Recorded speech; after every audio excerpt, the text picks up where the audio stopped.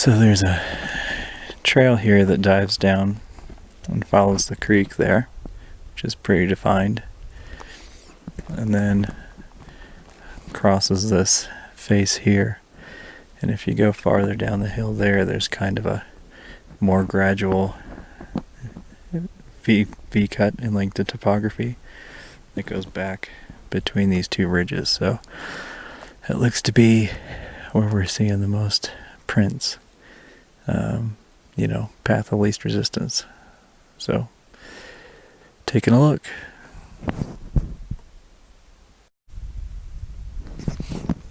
It's something with a paw, like you can absolutely see a pad of a foot, but I don't know, is that a bear? Is that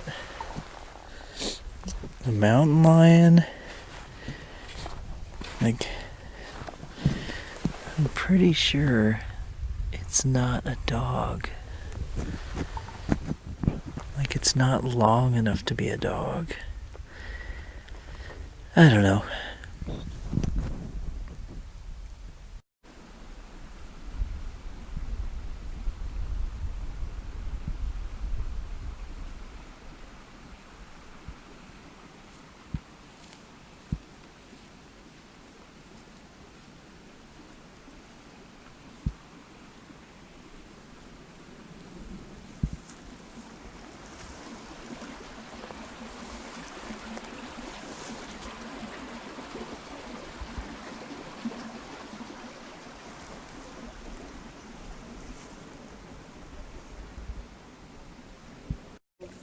Yeah, they like cold water.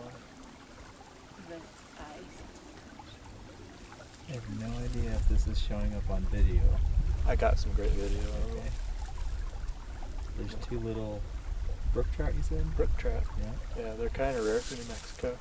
Does that one have like a red dot on the top of its tail thing? Kind of. Is that normal, or is it? Brook trout are pretty colorful. They usually have a lot of reds and yellows. Yeah. So they're so good. It's so interesting that they can like see you. I'm not used to that in the Midwest, I would say. The water's so clear here. Yeah.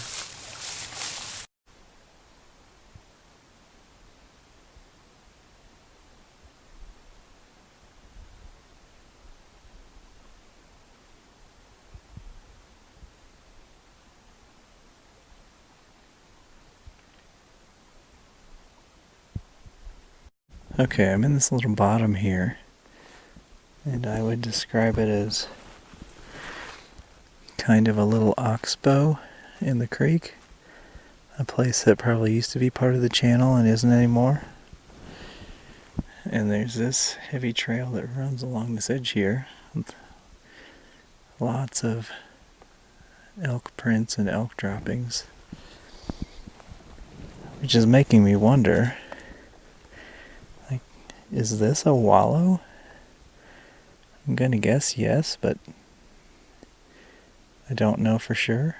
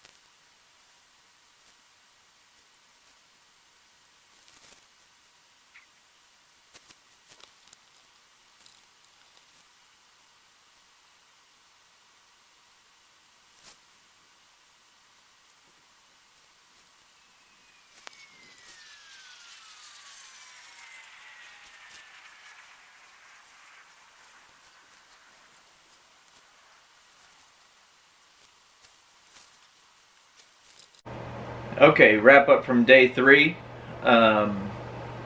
Key takeaways. We did see some very defined trails coming off the mountain.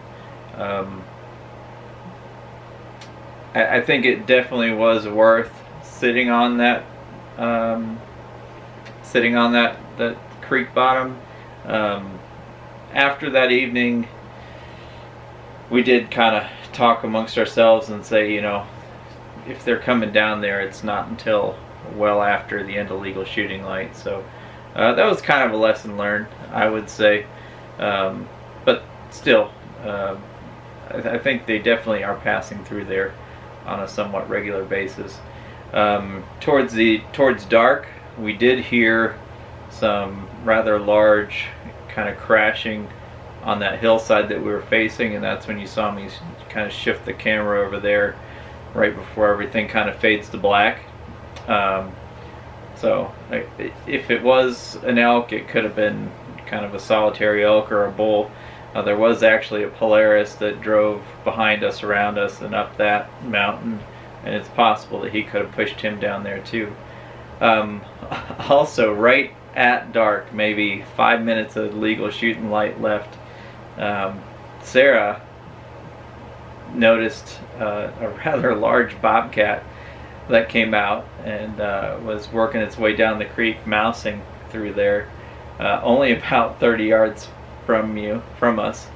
Not gonna lie, that made me a little bit nervous. I made a little noise as I was, pulling my pistol out of my holster just to make sure we were ready. And he popped his head up and was staring right at us. He couldn't see what we were. He stood there for a good minute or so trying to make out what we were, but we were tucked under that pine tree, and as dark as it was, he would have had a hard time picking us out if we weren't moving or anything. So that was definitely interesting, and it definitely let us know what those footprints were for sure. So takeaways: we did not get high enough this day. We learned that after sitting down there. But hey, we learned something. Where we were set up was probably a good 7 or 8 miles down that forest road, and it was a ways back there. So even though we didn't hike as much that day, I think it was only a mile and a quarter, we still were getting way back there and learned a lot anyways. So that was the end of day 3. Stay tuned and we'll see what happened in day 4.